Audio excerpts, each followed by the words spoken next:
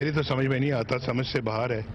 और ये मैंने जेआईटी के मेंबरान को भी कहा था, मैंने कहा कि आप क्या ढूंढने की कोशिश कर रहे हैं, क्या मामला है, कोई करप्शन का केस है, कोई कमीशन का केस है, किसी ठेके में पैसे लिए हैं, कोई सरकारी रकम का कोई खुर्द बुर्द है, सरकारी खजाने की कोई लूट खसूट है, तो ऐसा कुछ भी नहीं है। और वो इसका जवाब ही नहीं दे सके। मैंने ये कहा कि और नहीं तो कम से कम भाई इल्ज़ाम की हद तक ही कुछ सामने ले आओ। और सिर्फ जो है ना वो मेरे सारे दौर आपके सामने हैं, ये भी जो मौजूदा दौर जिसमें माशाल्लाह 4 साल बतौर वज़ीर आज़म मैंने मुकम्मल किए हैं। अभी 5वां साल शुरू है। इससे पहले 2 मरतबा मैं वज़ीर आज़म रहा हूँ। उससे पीछे भी चले जाएं, मैं वज़ीर आला रहा। और फिर मैंने कहा कि कोई चीज़ सामने ले आओ भाई, कुछ नहीं है। सिर्फ हमारे जो अपने ज़ाती जो कारोबार है उसी को खंगाल रहे हैं, उसी के बारे में अपना जो है ना उसी के गिर्द घूम रहे हैं। और वो शुरू होता है 1937 से। ये भी फिर पूछ लेना चाहिए कि भाई 1937 में आपने जो लाहौर में कारखाना लगाया था वो उसका पैसा कहाँ से आया था। मेरे ख्याल उनको यहाँ से शुरू करना चाहिए। 1972 से शुरू कर रहे हैं वो, 1972 से, कि जी वो आप दुबई में जो गए तो कहाँ से आपके पास पैसा कहाँ से आया। भाई ना मैं उस वक्त प्राइम मिनिस्टर था, ना नवाज शरीफ वज़ीर आला था, ना नवाज शरीफ का कुछ सियासत से दूर दूर का ताल्लुक था। तो क्या सवाल पूछते हो भाई। 1972 में तो आपने हमारी फैक्ट्री को नेशनलाइज कर लिया, उसको सरकारी कंट्रोल में ले लिया। जो ढाका में थी वो बांग्लादेश के साथ चली गई, जो लाहौर में थी वो उसको भुट्टो ने नेशनलाइज कर लिया। सवाल तो मेरा बनता है कि आपने हमें लूटा, आपने क्या दिया हमें लूट कर। इतनी उस वक्त जो करोड़ों अरबों रुपए की जो फैक्ट्री थी उस ज़माने में 1972 में, उसका कोई ज़रा एक पेनी भी, एक पैसा भी मुआवजा दिया। ये तो सवाल तो हमारा बनता है, हमारे ख़ानदान का बनता है। हमारे ख़ानदान के आबा अजदाद का आज वो हिसाब दे रहा है, मैं हिसाब दे रहा हूँ, मेरी आने वाली नस्लें हिसाब दे रही हैं, बच्चे हिसाब दे रहे हैं। मैं तो समझता हूँ जी कि इससे ज़्यादा जो है वो ये तमाशा, और क्या उससे ज़्यादा बड़ा तमाशा ये तमाशा है। और आप देख रहे हैं तमाशा लगा हुआ है। देखिए बात सुने मेरी, मुझे अपनी ज़ात की फिक्र नहीं है, मैं आपको सीधी बात बता दूँ। मुझे अपनी ज़ात की फिक्र नहीं है, मुझे अपने ख़ानदान की फिक्र नहीं है। फिक्र तो ये है, बड़ी मुश्किल से तिनका जमा करके 4 सालों में हमने अपनी इकोनॉमी को दुरुस्त किया, अपनी मुल्क की मईशत को दुरुस्त किया, बिजली के कारखाने लगाए और यके बाद दीगरे आज उसके इफ्तिताह हो रहे हैं। 1 मिनट जरा खामोश। इफ्तिताह हो रहे हैं। पाकिस्तान की स्टॉक मार्केट बूम कर रही थी, पाकिस्तान के अंदर तरक्की अरूज पर थी, इंफ्रास्ट्रक्चर, सड़कें, मोटरवेज बन रहे हैं। अफसोस इस बात का है कि पहले धरने की वजह से चाइनीज प्रेसिडेंट जो है वो पाकिस्तान वक्त पे ना आ सके। हम 1.5 साल 2 साल लेट हो गए। तो उनका आना लेट हुआ, उसका जो इफेक्ट था उनका हमारी इकोनॉमी पर उससे बड़ा फर्क पड़ा। और उसके बाद फिर धरना था, कौन सा क्या धरने में क्या कहा था उन्होंने, इलेक्शन में धांधली हुई है। तो जवाब आ गया उनको कि जी धांधली बिल्कुल नहीं हुई। उन्होंने ये जो लोग हैं, ये हमारे सियासी ओपोनेंट्स हैं, इनका तो एक और बस नहीं चला। इलेक्शनों में बुरी तरह ये हार गए थे। इनका कोई और रास्ते सोचते हैं कि किस तरह से नवाज शरीफ को जो है ना वो इस मनसब से निकाला जाए। समझे धरना 3 होने जा रहा है, क्योंकि इसके जो बहुत सारे असरात और जो लग रहा है कि धरने वाला ही कोई काम होता जा रहा है, निकाला जाए। और वो हीले बहाने कोई ना कोई अपना ऐसा सहारा लेने की कोशिश करते हैं, क्योंकि उनके अंदर तो दमखम तो है कोई नहीं, ना पब्लिक उनका साथ देती है। अल्लाह के फजलो करम से आपने देखा है कि जितने भी ज़िमनी इंतखाबात हुए हैं 95% माशाल्लाह मुस्लिम लीग नून ने जीते हैं। तो उनको अपना इंतखाबात में भी शिकस्त होती है, अल्हम्दुलिल्लाह मुस्लिम लीग जीतती है। अब वो मेरा ख्याल है कि उनको चैन नहीं आता। अब समझते हैं जी कि अगर इसी तरह से मामला चलता रहा तो 2018 का इलेक्शन भी इंशाल्लाह जो है वो मुस्लिम लीग नून जीतेगी। और ये तो जीआईटी यहाँ ना, जीआईटी तो असल तो 2018 में लगेगी इंशाल्लाह पाकिस्तान के अवाम की। प्राइम मिनिस्टर साहब, तो मैं आपको कहना चाहता हूँ कि ये कम से कम कोई इल्जाम की हद तक ही मेरे खिलाफ कोई चीज लें, वो भी नहीं मिलती इनको, वो भी नहीं मिलती। लिहाजा हमारे अपने जो बिजनेस कारोबार जो है, जो पिछले 80 साल पे मुहित है माशाल्लाह, 80 साल से, अब उसकी जांच पड़ताल करनी है। उस कहना जी ये एहतसाब हो रहा है, ये क्या एहतसाब है भाई?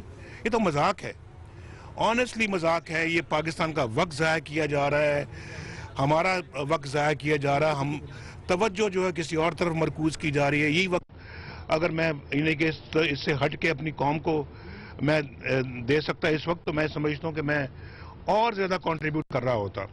आप मुझे बताएं 4 साल हो गए, कोई स्कैंडल तो भाई दूर की बात है, करप्शन तो दूर की बात है, कोई उंगली भी उठा सकता है हमारी हुकूमत पे आज इन 4 सालों में? कोई बताए? मैं आप दावे से पूछता हूँ आपसे। तो पिछले 2 अदवार मेरे गुजरे बतौर वजीर आजम, 2 दफा मैं पिछली दफा भी वजीर आजम रह चुका हूँ।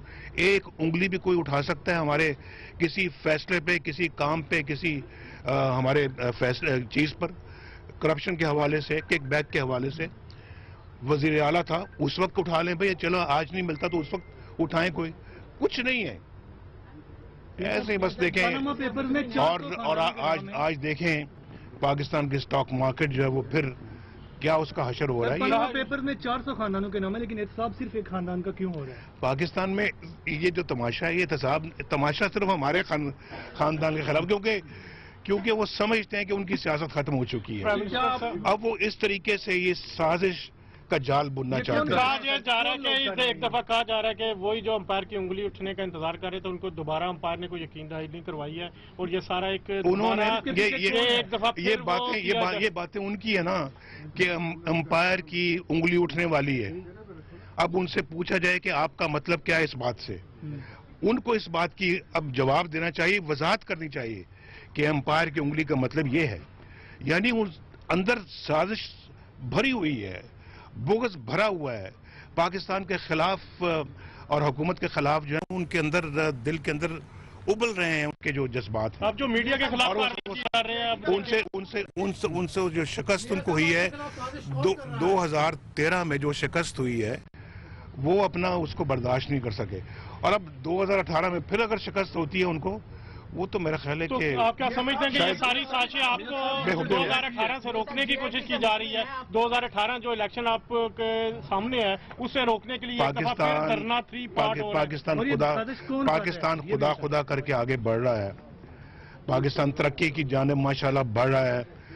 ये हर इसी तरह से जब कोई तरक्की होती है मुल्क, तो ये जेलस ये लोग जो है तरक्की के जो दुश्मन हैं, ये पाकिस्तान के खिलाफ हो जाते हैं और पाकिस्तान के खिलाफ साजिश करते नहीं। मैं जवाब दे रहा हूँ, साजिश करते हैं ये उसी साजिश ये साजिशी सियासतदान हैं जिनको तजुर्बा भी नहीं है, जो पाकिस्तान के अपना तरक्की के मुखालिफ हैं, जो ये काम कर रहे हैं। आज मुझे कोई बताए तो सही कि आज पाकिस्तान अल्हम्दुलिल्लाह तरक्की के रास्ते पे गामजन है या नहीं है?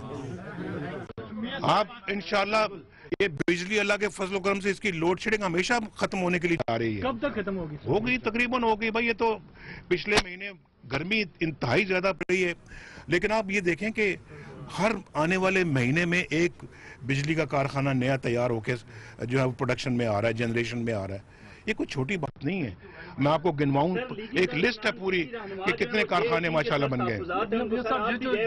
इसके बारे में ये चीज एस्टैब्लिश हो चुकी है सर, ये चीज के ऊपर बनी है ये JIT। क्या आप एक्सपेक्ट करते हैं कि आप पूरी कौम के सामने JIT की सवाल कर रहे हैं सर, मैं आप ही की बात कर, JIT की तारीख जो है वो सबके सामने है, आप सब लोगों के सामने है। ये व्हाट्सएप से शुरू होती है या उससे पहले से शुरू होती है, अभी तक चल रही है ये। तो अब इस JIT, अब देखिए JIT जो है ना वो किस तरफ जाती है। कौम जो है वो माशाल्लाह किसी और तरफ देख जा रही है, JIT किसी और तरफ जा रही है, और ऐसे ऐसे लोगों को वहाँ पे बुला के सुना जाता है JIT के अंदर जो हमारे बदतरीन किस्म के सियासी मुखालिफ हैं, तो उन्होंने उनसे JIT जो है वो पूछ रही है, राय मांग रही है और उनसे बात कर रही है।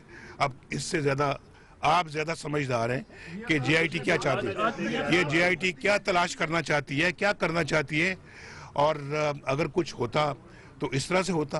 क्या समझते हैं JIT कैप्टन सफदर आज JIT के सामने गए, उन्होंने कहा कि किसी दूसरे कमरे से चिट्ठे आ रही थी, किसी दूसरे कमरे से सवालात आ रहे थे मॉनिटरिंग रूम की। खुर्रम एजेंसी में जो वाकया उस पर क्या कहना चाहिए? बस देखें ना, अफसोस देखें हमने अल्लाह के फजलो करम से, यानी कि मैं दहशतगर्दी के खिलाफ एक फर्म एक्शन लिया, हमने फर्म एक्शन लिया दहशतगर्दी के खिलाफ, और एक ऑपरेशन लॉन्च किया हमने 2014 में, आप सब जानते हैं, ज़रबुल अज़्म, और उस पर जिस तरह से हमने अपना काम किया, दहशतगर्दी की कमर तोड़ के रख दी। अब मुझे बताएं कि हमारी तवज्जो दूसरी तरफ मरकूज हुई है या नहीं हुई, जिससे पाकिस्तान की इकॉनमी जो है वो अब देखिए कि फिर नीचे की तरफ आना शुरू हुई है।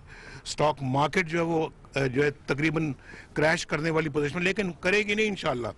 इसको दोबारा हम अल्लाह के फजल करम से संभालेंगे, फौज के साथ इंशाल्लाह मिलकर दहशतगर्दी का भरपूर मुकाबला करेंगे। और आप जानते हैं कि 2013 में दहशतगर्दी का क्या आलम था, और 2016 में और 17 में दहशतगर्दी कहाँ आ गई।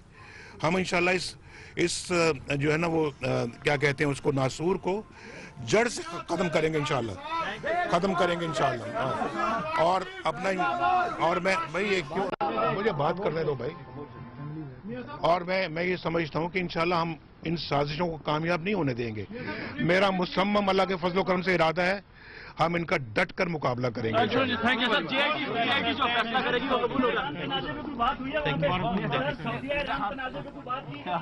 वज़ीर आज़म नवाज शरीफ लंदन में मीडिया से गुफ्तगू कर रहे थे। उनका कहना था कि ये JIT नहीं तमाशा है, मजाक हो रहा है। मैंने जो सवाल JIT से पूछा कि करप्शन का अगर कोई केस है तो बताया जाए, उन्होंने कहा कि JIT के पास मेरे सवालों का कोई जवाब नहीं था।